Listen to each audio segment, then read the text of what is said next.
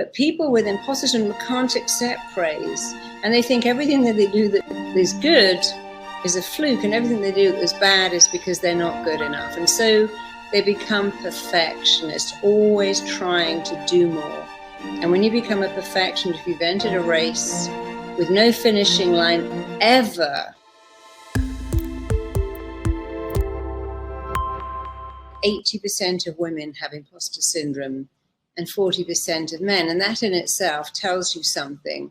So imposter syndrome is really what we call feeling like a fake.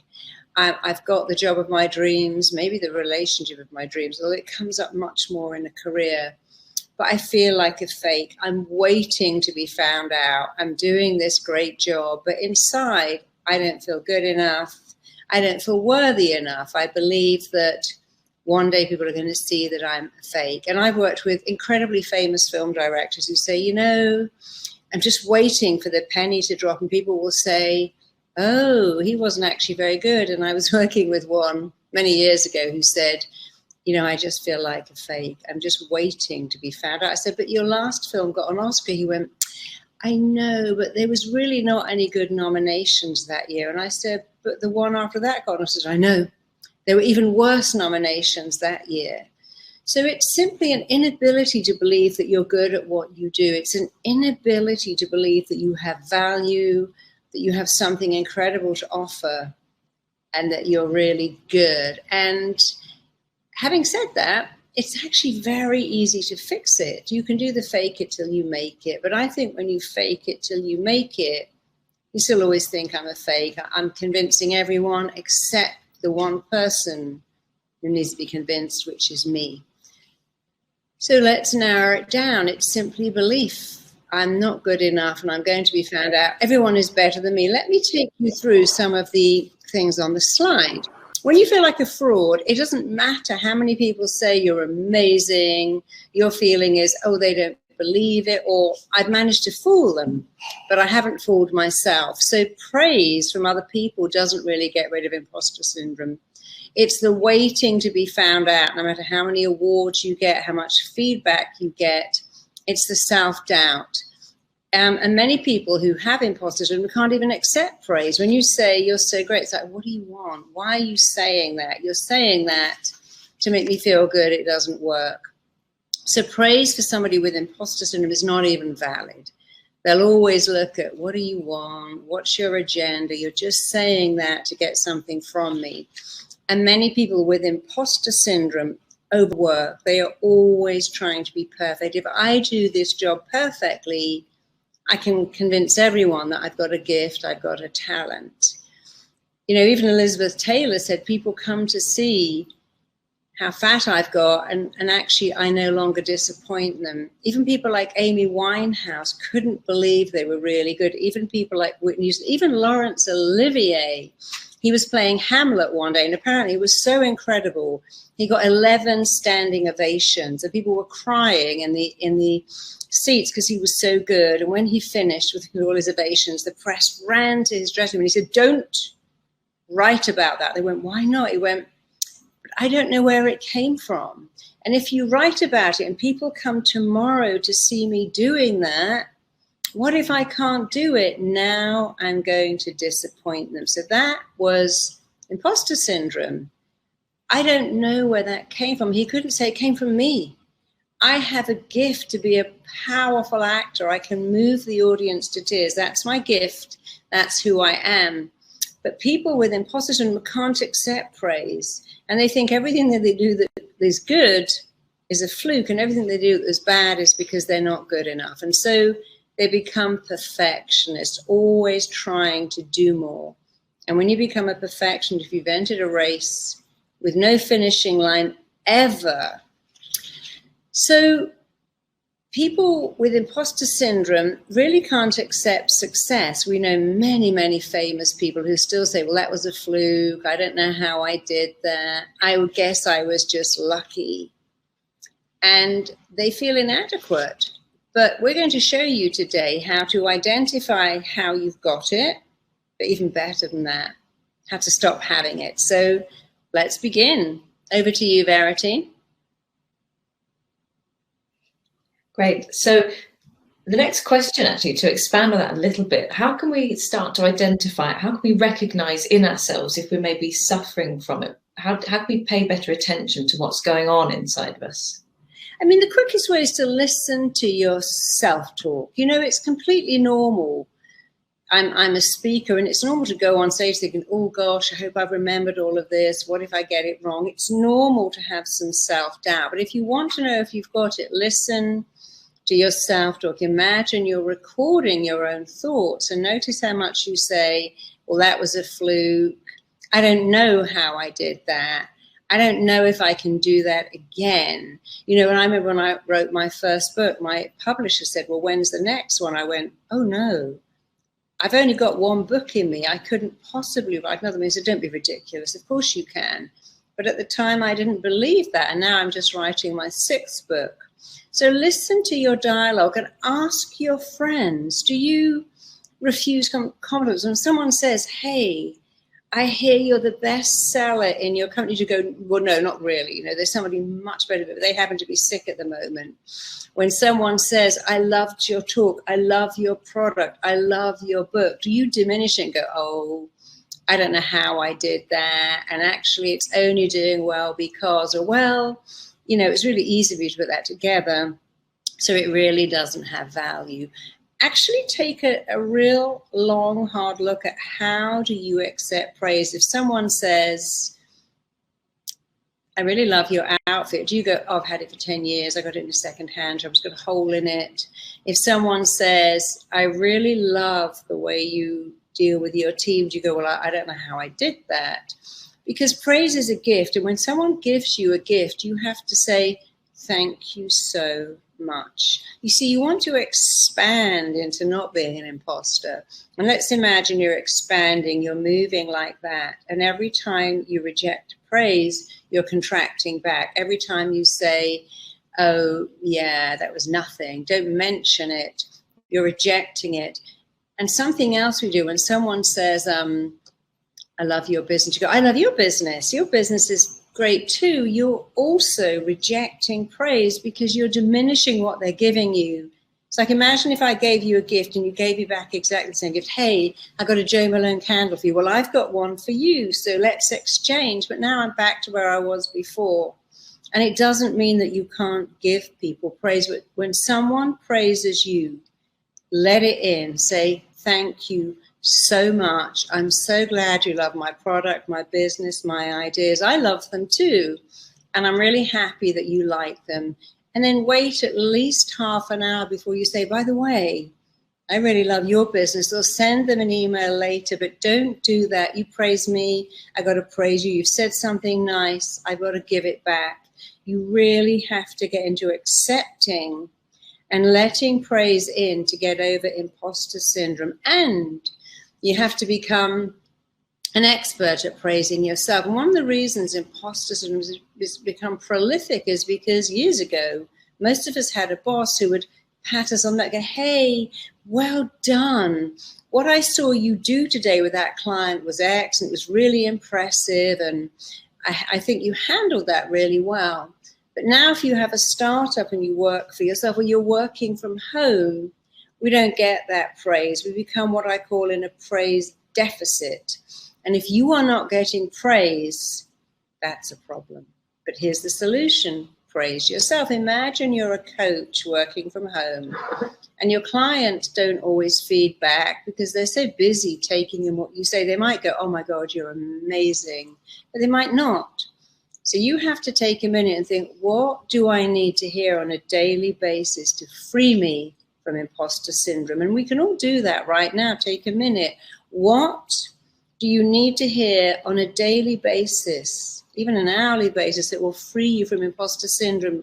Think about what it is and then start to say it. You're amazing, you're magnetic, you're compelling, you have fantastic communication skills, you have phenomenal coping skills, you are so good with difficult customers, you're amazing at expressing yourself, you are a seller, you can sell anything. It really doesn't matter what it is, but identify what you need to hear and start to say it to yourself regularly. Because your mind doesn't go, well, why are you saying that? That's not true. The mind doesn't know, and it doesn't care if what you tell it is right or wrong, true or false, useful or useless, helpful or not. It lets it in the same way if you put lotion on dry lips, your mind doesn't go, is that organic? Is that fair trade? It lets lotion sink into dry skin, and praise will sink in to a dry part of you. So praise yourself a lot, and remember, your mind believes what you tell it, verboten. So you might as well tell it amazing things. And one of the fastest ways to get over IP, imposter syndrome, is to tell yourself the words you're waiting to. So if you wait for your boss to go, hey, Amanda, oh my God, you are such a valuable part of this. And first of all, you think, oh, he wants me to work weekends, that there's something going on. But even if you didn't think, oh no, yeah, my boss makes me feel good, now you've given him the power to make you feel good, or her. But when you give yourself the praise you're waiting for, no one can ever take that away from you. So it's one of the fastest ways to recover from imposter syndrome forever. Amazing. Thank you for that answer.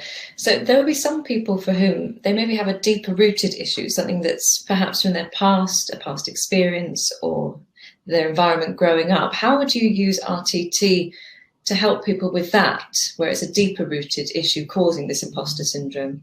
Well, of course, always the best thing is to have a session with an RTT therapist, but that's not your only resource. So I want you to just think back and imagine what your parents said. You know, just imagine you can hear their voice saying, don't draw attention to yourself. Stop parading yourself around. Stop showing off. That's never going to work. One of my clients was telling me that although she's not an actress, she's a very successful academic. When she was about 11, she put on some clothes, I want to be a model, and her stepmother said, don't be ridiculous. You could never be a model. You're not tall enough, you're not pretty enough. Stop dreaming these stupid dreams because they will never work out. And sometimes we have mean parents who go, well, that's never going to work. Don't be silly. You couldn't possibly. And other times we have well-meaning parents who say things like, well, darling, don't aim that high. You know, you'll only be disappointed. That's a really tough career for you to go into.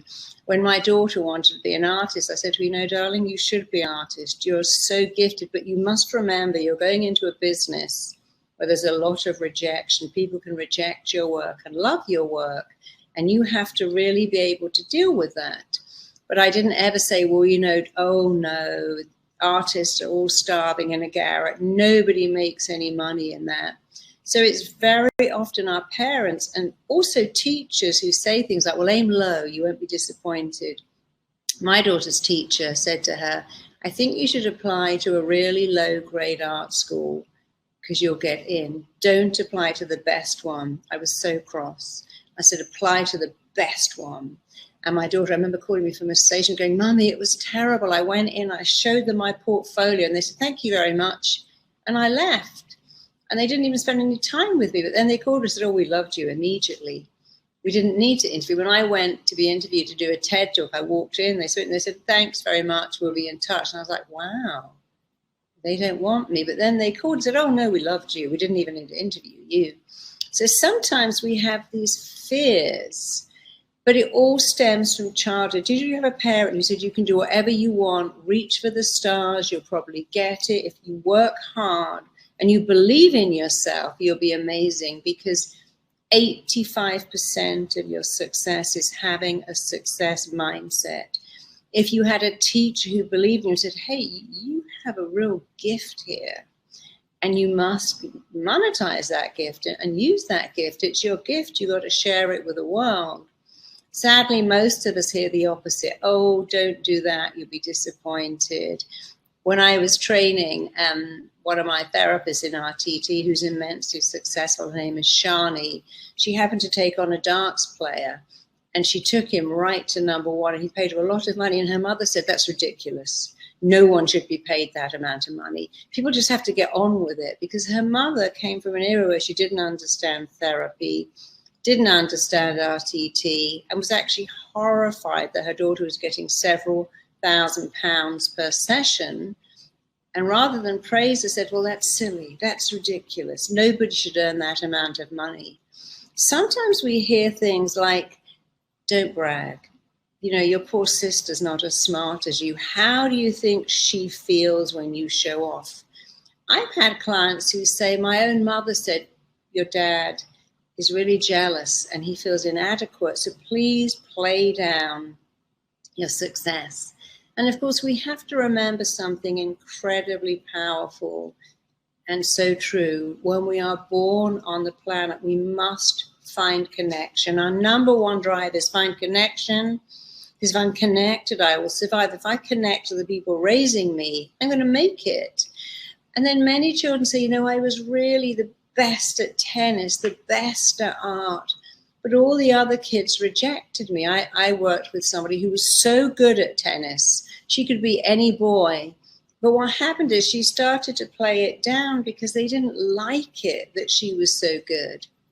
Many years ago, I was working with a very, very famous artist called Molly Parkin, who actually burned her paintings at one stage and became an alcoholic because she couldn't deal with her fame. And she said, I always remember being about 6 and I was at school and the teacher said, close your eyes. And I want you to imagine a windy forest and the trees are swaying back so you can hear the wind. And went on with this description for a few minutes. And I said, with your eyes closed, put your hand up. If you can really feel that, Molly's hand shot up. Open your eyes. She was the only kid with her hand up. And the teacher said, oh, Molly, you're a creative soul. But all the other kids laughed at her. And she said, you know, I felt terrible. I wasn't like them. And then my father would burn all my drawings and go, what good is this going to do you? You're never going to make a living as an artist. And when she did, she's a very famous artist and a famous writer. She said, I always felt, well, I don't really deserve that. And it separates me. It doesn't connect me. So we know what the tall poppy syndrome is. We've heard that expression, the nail that sticks out must be hammered down. And very often our need to belong to a group makes us say, well, I shouldn't be successful. I shouldn't have more money. I shouldn't be the smartest one because you won't like me. And that's often the beginning of imposter syndrome. If I really make it and I become famous or rich or both, I'll never know who my friends are. So there's many things that play behind imposter syndrome, but the biggest thing to understand is you acquired it. No baby is born thinking, oh, I shouldn't kick my legs and giggle and just lie here feeling amazing and beautiful because I might upset people. Babies have no concept of upset. Here I am, and I'm amazing, and you're going to love me, because why wouldn't you? So let's start from there. You acquired it, and you can let go of it. And we're going to do a lot of work to let go of it right now. Yes, so that brings us really nicely actually to the meditation we're about to do. So for anybody, if you can, get into a really quiet and comfortable space. We're about to do a 10-minute meditation with Marisa. So I'll hand over to you again, and then we'll come back to some more questions. So my meditations are called NICER, and NICER means it's new. It's innovative. You're going to impress upon yourself what you want. You're going to call in and code in your desire. You're going to erase the old stuff. You're going to repeat. So you're going to have your eyes closed. I'm going to ask you quite early on in this meditation to take these 2 fingers, to touch the area right in between your eyebrows and to impress upon yourself what you want, to make a little indentation or a circle, to impress, install, instruct how you want to be. And then I'm going to ask you to hold out your hands in this receiving position and call in what you want. And I want you to focus on what it feels like, what it sounds like, what it looks like, what it smells like. You've heard the smell of success, the taste of fame. And then when you hear that little voice going, oh, that won't work. You've tried that before. Who are you to do that when really the answer is, who am I not? You mean, imagine if Frank Sinatra was a plumber. What if Eminem, if Ed Sheeran was an electrician? What a waste. When you're given a gift, you're given that gift to share it with the world, whether it's inventing something, being a powerful seller, whatever it is, you're supposed to share it. So when you hear that little voice going, no, you're going to just move from side to side just like that. And you're going to erase and eradicate and eliminate that voice and code in the voice that says, yes, this is what you're meant to do. This is what you're here on the planet to do. And no one can do this. Like, you're going to become your own cheerleader. You're going to shut down the critic, install the cheerleader. And I promise you, just being able to do that is actually life-changing. So remember, people get very confused about meditation. I've got to empty my mind. No, the human mind is not designed to be emptied or stilled or shut down. In fact, your subconscious mind is always switched on. It's always on record, and you don't have to do this perfectly. You just have to do it. Let's do it together. I promise you, all it can do is help you and improve you. It can't hurt you, can't damage you. It can just take you to a better place. So close your eyes, and please keep your eyes closed, even if you don't want to. We start to use our subconscious mind, the controlling mind, when our eyes are shut. And remember, you have two minds. You have a subconscious and a conscious. The subconscious is emotional, the conscious is logic. And here's a rule of your mind. Emotion will defeat logic every time. The logic of, I know I can go on stage, and I've got this speech already. I know I can pitch to a client. I know I can go for that interview because I know I've got the talent. That's the logic. But the emotion, what if they don't like me? What if I blank? What if I blow it? What if I don't get the job and I'm so disappointed? Will defeat the logic that says I'm worthy of this and I deserve it. So you need your eyes shut to go into that emotional mind, which is going to defeat the logic. So close your eyes, keep them closed, and just practice breathing in and breathing out. Just inhale and exhale. Just simply take a breath and give a breath away. That's the first thing you did when you came onto the planet. You took a breath, you gave one away. You had that perfect balance of giving, receiving, receiving, giving. And today you're going to get really outstandingly good at receiving praise and giving praise back to yourself. So just practice receiving a breath and giving one away. And then I want you to tune into what it would be like if you couldn't receive. And so to imagine what that's like. Inhale, give all that breath away, but do not take one back. As weird as that feels, just keep exhaling, keep giving that breath away, but do not receive one. And you know that you could probably do that for 4 minutes, but you'll probably find 30 to 40 seconds is enough before you start to think, well, this isn't comfortable. This doesn't feel good, just giving and not receiving. And I want you to remember that as a metaphor for how bad it feels when you cannot receive praise. And now let's do it the other way. Now take that breath back, start receiving. But this time I want you to keep breathing in, taking a breath, taking more breath, taking even more breath, and don't give. This time just receive. And as you keep breathing in and knowing that, of course, you can hold your breath for 4 minutes, as you keep taking more and giving less, you'll notice too that too doesn't feel comfortable. So another moment, and now just go back to giving, receiving, receiving and giving, remembering that what you give to yourself, the praise you give to yourself, is the thing that is going to dramatically, powerfully change your life.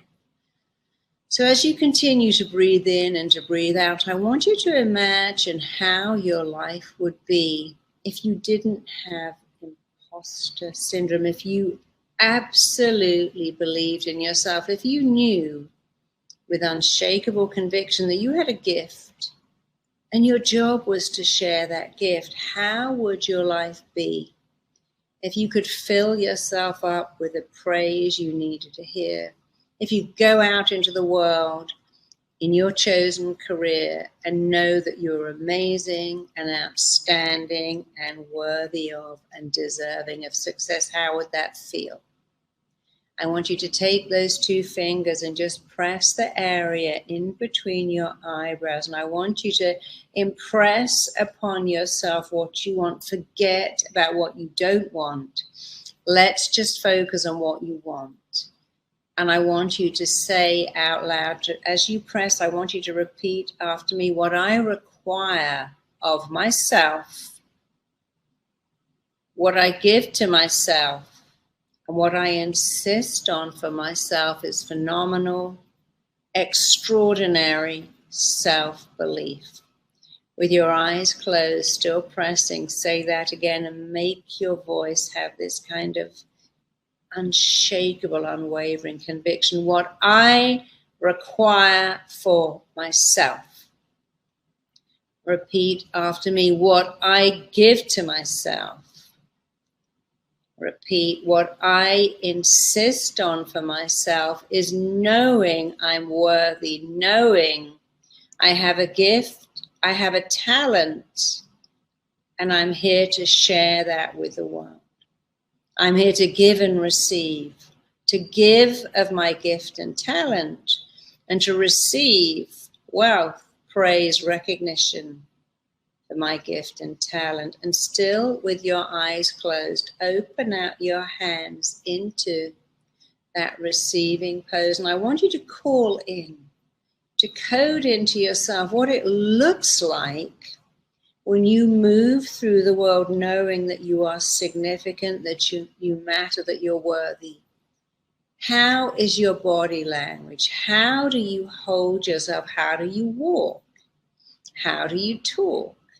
How are you when your boss says, let's do an analysis of your progress? How are you when you're meeting someone who's going to maybe do a joint venture with you? How are you when you go for an interview? Let's focus on what it looks like and what you want it to look like. Because if you can see that in your mind, you can achieve it. If you can see yourself moving through the world with confidence, with unshakable self-belief, with a certainty that you matter and you've got an incredible gift, if you can see it, you can achieve it. Because if you can see it, it's in you.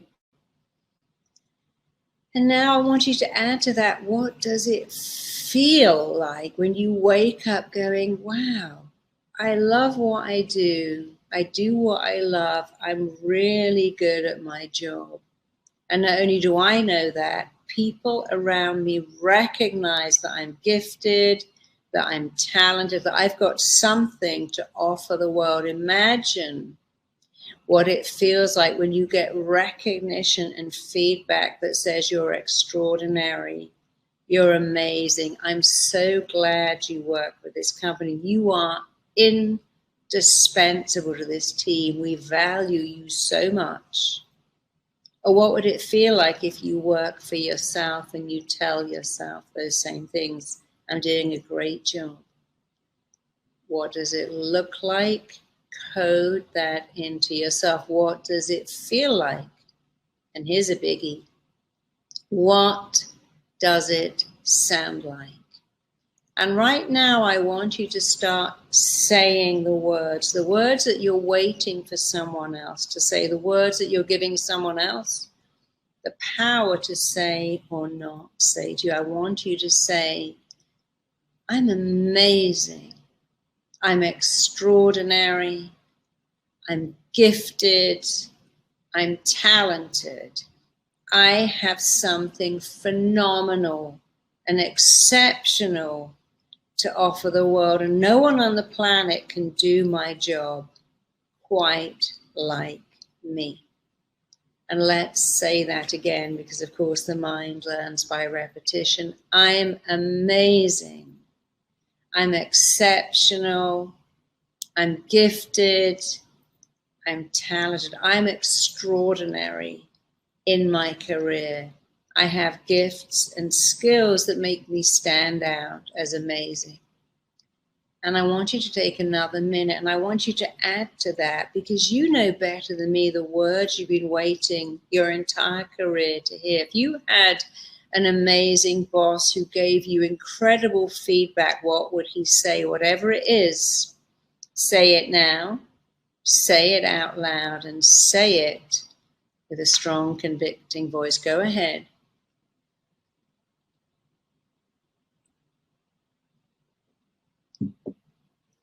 And I want you to say it again and again. I have a gift.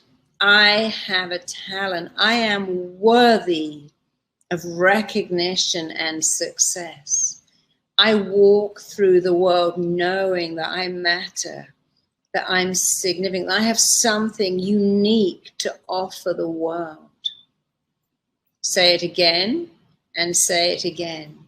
And what will happen is, as you continue to say it, you might hear a voice going, no, everyone else is better than me. I don't really think I can pull off. When I say it, I already feel I'm lying. So I want you to just slowly move from side to side, 2 inches to the left, 2 inches to the right. And as you move from side to side, as you rock, as you sway, I want you to imagine you are erasing, eradicating, eliminating, and releasing those limiting beliefs. You see, the glass ceiling only exists in your imagination. These words are not coming from your boss or your clients or your colleagues. They're coming from you. And I want you to just feel them becoming erased, eradicated. Keep swaying. And as you sway, you are erasing, eradicating, eliminating. You are releasing limiting beliefs and blocking thoughts that only exist in your imagination. You see, people don't see you the way you see you. You see yourself as maybe not as exceptional as you could be, but other people don't. So again, one more time, I want you to just erase, eradicate, eliminate, shatter, end, release those limiting beliefs. Let them go. You may think, well, who told me that? Was it a teacher? Was it a parent? Was it a relative? What did they know? Did they say, don't get ideas above your station? We're not the kind of people that ever make that sort of money. These things just don't happen to people like us. Don't aim too high.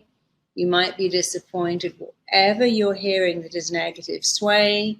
And as you sway, let it go. Let those beliefs go. You were not born with them. And just feel them shrinking, fading, erasing, eradicating, eliminating. Let them go. And as you feel them going, hold your hands out again and again. Call in what you want. What does it look like? What does it feel like? What does it taste like, that taste of success? What does it smell like? You see, fear has a smell, but so does confidence. And what do you hear? What does it sound like? And I want you to imagine that you can hear your heartbeat. It's deep and rhythmic. Your breathing is steady. Your body language is perfect. Your energy level is that of someone who's exceptional.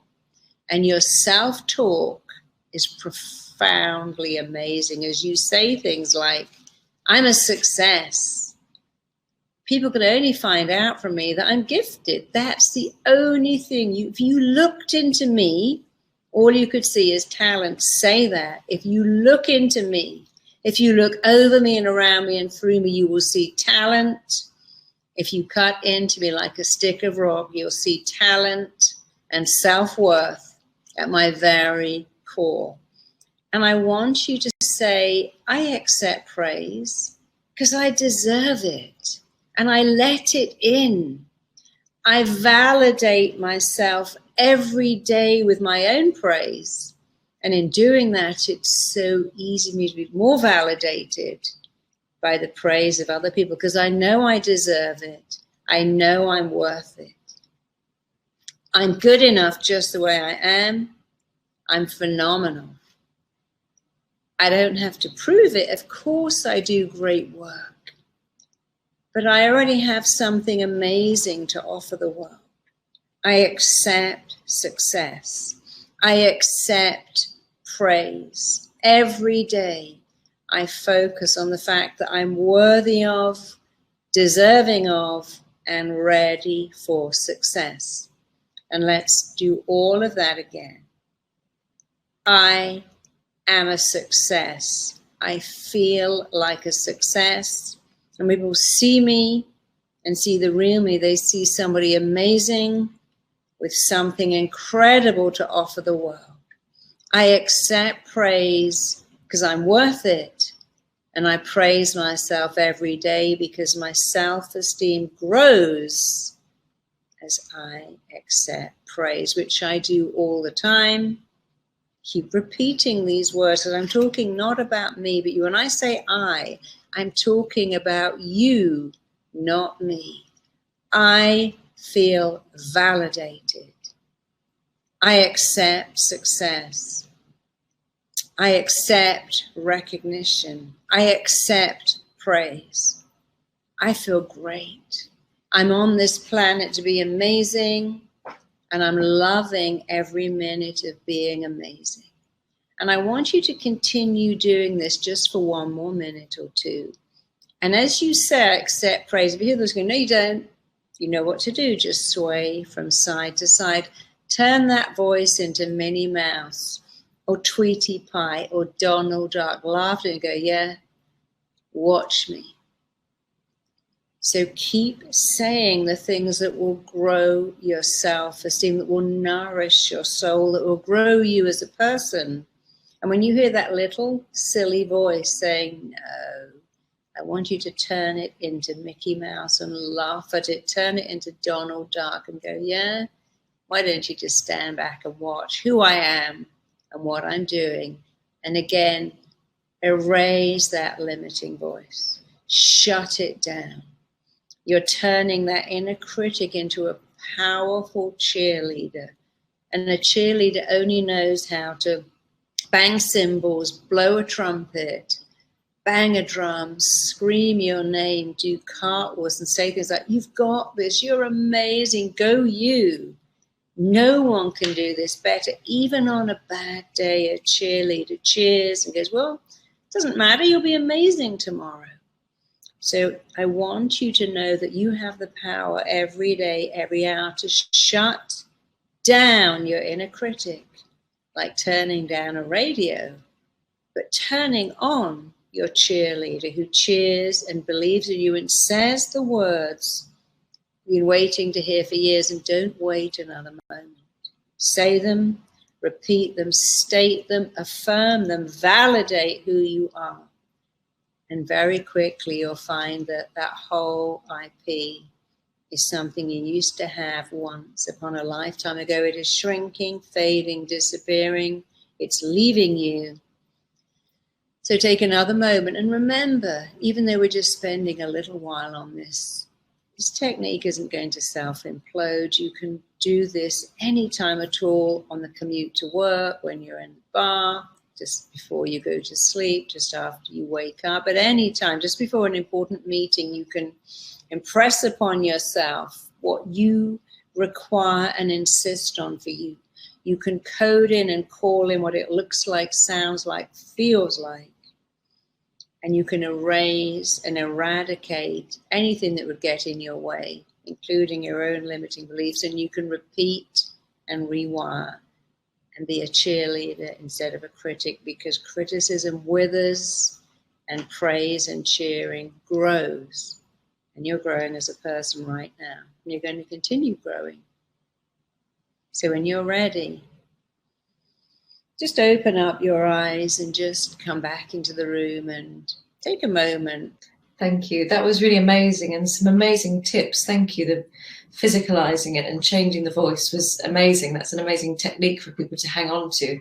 I'm going to go back to questions now. So we've got people that have written in. And the first one here, this is from Debbie, and she writes, I want to be a therapist, but how do I overcome this thought that I need extensive academic studies before I can help someone through trauma? Who am I to support someone through that? Well, who are you not? That's what I would say. Who are you not? You know, if ever any of us have been in AA, one of the prerequisites to be an AA counselor is that you have to have been having a problem with alcohol, because if you've been there, you have empathy. You can say, I understand. I know exactly what you're talking about. I too sold my kids' toys to buy alcohol, and I too felt that terrible sense of shame. And when you have someone like that, you feel a sense of bonding. So the thing that makes a phenomenal therapist is empathy, really wanting to make a difference. And we've trained 10,000 therapists all over. I can tell you without skipping a beat, because I travel the world with, we cherry pick the very best therapists and they become our trainers, and we go to Australia and New York and Miami. And recently I was saying to someone, isn't it amazing that our best trainers, only 2 of them were assisting therapists. The others, one was a city worker, one was a personal trainer, one worked in a company as an accountant. And so we found that actually our best therapists don't have a background in psychology. They don't have a background in human behavior, but our training is so extensive that we teach that. But some of the very best therapists on the planet don't come from that background of being a psychiatrist, doing 10 years or 5 years studying human behavior and psychology. They have that calling to make a difference, that passion to help. And I think the thing that makes a therapist amazing is people skills. I love people. I love hearing their story. I love working out what makes them tick and knowing that I have the power to help them tick way better. And it doesn't mean that a therapist can't be great who's been to college and spent 5 years studying human behavior. But a lot of that you can narrow down. And when we train you in the basis of human behavior straight away, the rules of your mind, the 3 ways your mind works, the 3 things wrong with you, the 4 ways we behave in order to belong. And some of the best therapists in the world, I'm thinking about Wayne Dyer, Tony Robbins, Louise Hay, had no therapy background whatsoever, but were extraordinary people at changing human behavior. And if they could do it, you could do it too. If that's what you want, do it. And the very fact that you want it so much means it's a calling and you'll be amazing. But don't let that lack of psychology background hold you back, because sometimes that can actually be a handicap. I know that because I train so many doctors who say, when people come in with a migraine or a nervous stomach, we're trained to look for what's wrong with the body, whereas we should be looking at what's wrong with the mind. Most of us don't have broken bodies. We have broken thinking. We have broken experiences. And if you look at what is an autoimmune disease where the body attacks itself, which is incredibly common now, that's because something's gone wrong with your thinking. I've met many doctors who say 70% of clients going to ER or A&E, depending on which country you're in, come in with real physical issues, real headaches, real skin conditions, real stomach problems, real nervous conditions, but they're not caused by an organ that's gone wrong. They're caused by a thinking that's gone wrong. And we're really not equipped to deal with that. But someone like you is, and with the right training, you will be amazing. Next question, please. Moving to the next question. This is from Stephanie, who asks, when your job demands perfection, so being a lawyer or a doctor or a medical professional, how do you get over imposter syndrome? You see, I don't think any job does require perfection. I think often, one of my favorite films was Rainmaker, where Matt Damon was this incredible lawyer. And if you haven't seen it, see it with Claire Danes. And he was a rookie. And it was actually his inability to be perfect that made him win the case. I met someone who was a phenomenal salesperson. He said, the first time I sold, I was so nervous. I said to the customer, I'm really nervous. Do you mind if I read this? He said, it was so effective. I've been doing it for 10 years. And it's not being perfect. A lot of lawyers and doctors aren't perfect. And when they try to say, I'm never wrong, I don't know. A doctor will often say, I'm going to send you for a second opinion because I'm not sure here. A good lawyer will say, I'm going to do my very best. But many doctors and lawyers actually under-promise. I don't know if we're going to win this case, because when they over-promise, we're going to win, it's going to be amazing. And then you come back and go, we didn't win. You lied to me. Now I have to sue you because you overpromised. So most doctors and lawyers are very hesitant to overpromise. I'm going to cure your cancer and you're going to be fine. They say, I'm going to do my best. I'm going to try really hard, but they won't overpromise because they know they're not perfect. In any profession where you believe I've got to be perfect, don't do that. Some of the best lawyers in court aren't perfect. They show their vulnerability. They show their real side. And so I think that belief hurts you. And I would give that belief up as fast as you can. You know, I love my job. I know I'm good at it, but I'm not perfect. I make mistakes many times, but I've learned from those mistakes. But I don't think there is a profession where you could ever be perfect. And I think if you have to be seen to be perfect, I think that hurts you. So I'd go back and look at your career and look at some amazing lawyers and look at the ones who thought they were perfect and lost a case, but the others who weren't sure they were perfect and won a case. And I would say, give that belief up. Be as good as you can most of the time, but please don't try to be perfect in your chosen career, because it's a race that you can't win because you can't even complete it. So the next question, this is from Rajiv, who asks, can the wounded child be a root cause for imposter syndrome?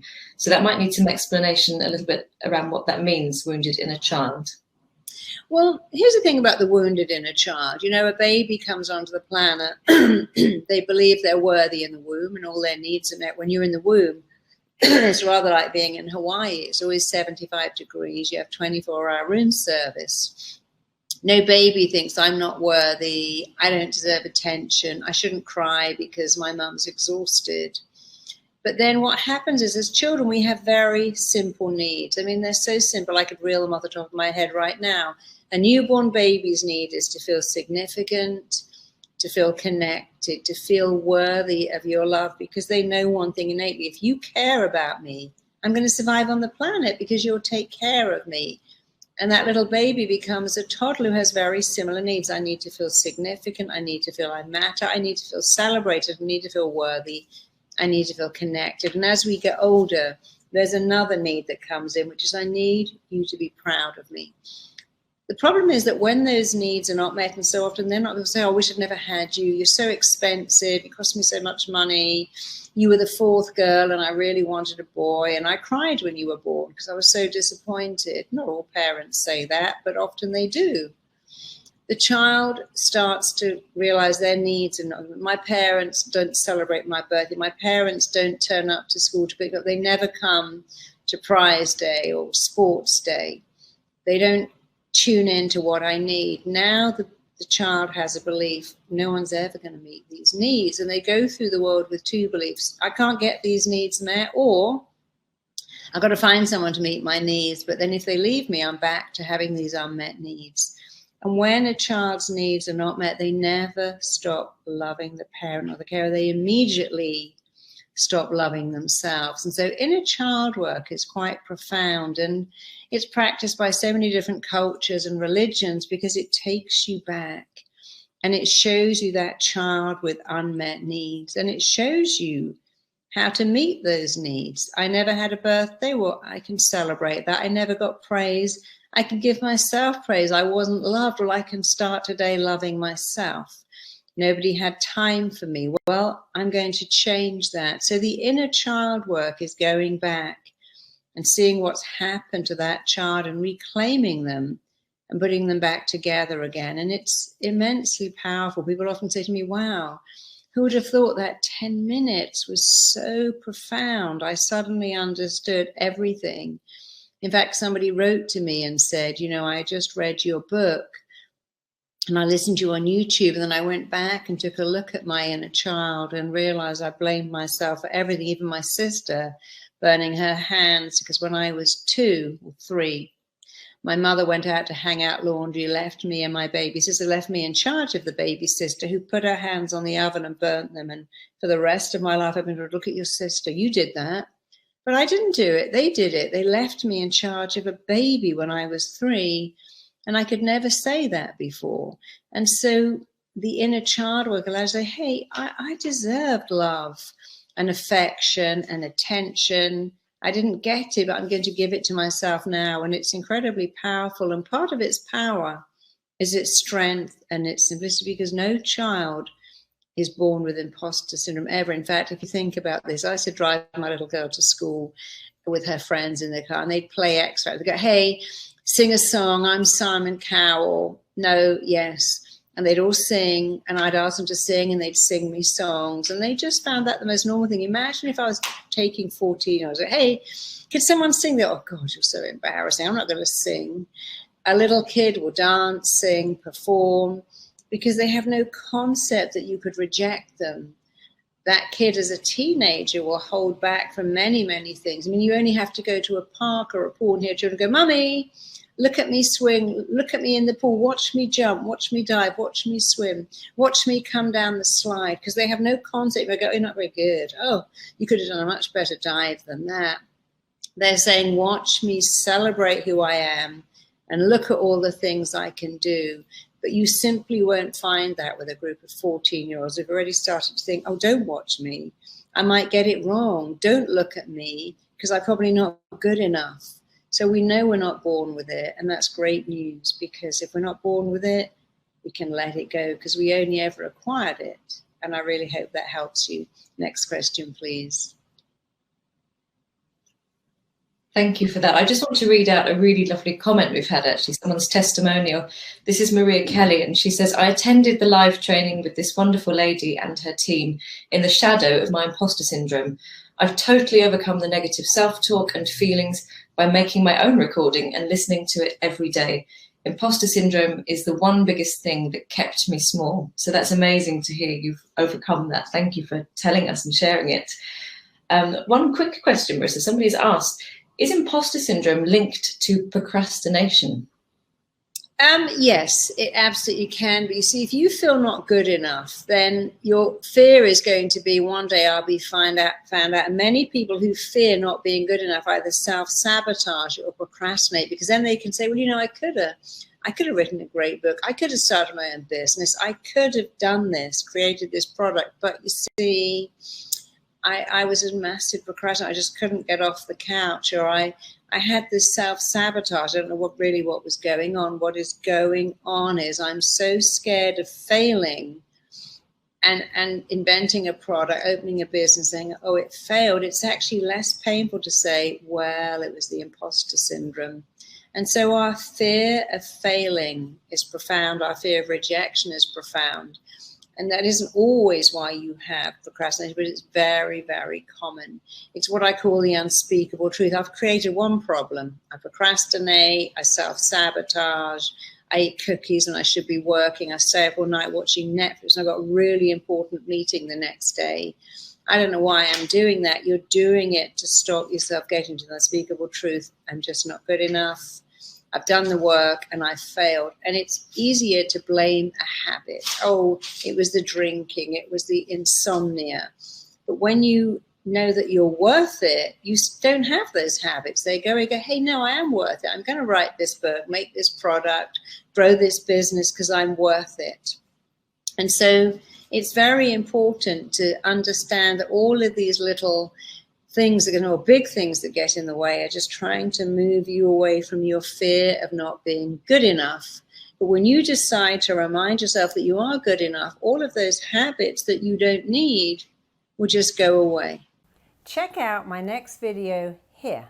The way you feel about anything at any time is down to two things: the pictures you make in your head and the words you say to yourself.